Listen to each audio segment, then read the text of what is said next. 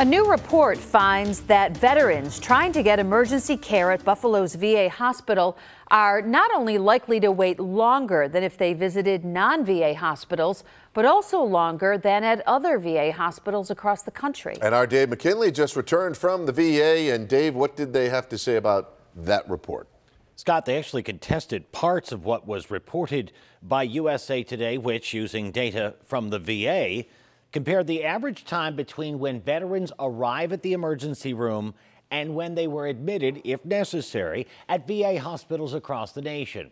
It showed that at the Buffalo VA, that average was 7 hours and 20 minutes, the seventh longest wait time out of 115 VA hospitals across the country, and among the worst 10% in that category. But the associate director of the hospital emergency room here wished to stress that this does not mean patients are just sitting around there for that amount of time and not getting any attention at all. I think that number misconstrues what's actually being done here in the emergency department. The actual number as far as from time of triage till they're seen by an ER doctor is 10 minutes.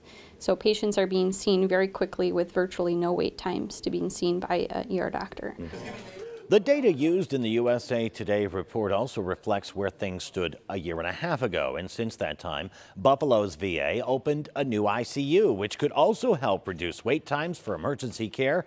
A VA spokesperson told the paper it recognizes the need to improve the speed by which it can admit veterans to the inpatient units, but noted non-VA hospitals also struggle with long waits. Now, while that might be true, the data showed that at 70% of VA hospitals, the median time between arrival in the emergency room and admission was longer than at other hospitals, in some cases by hours. In Buffalo's case, almost 4 hours longer. Meanwhile, the Trump administration has proposed new rules to widen veterans' access to outside health care, which would still be paid for by the VA.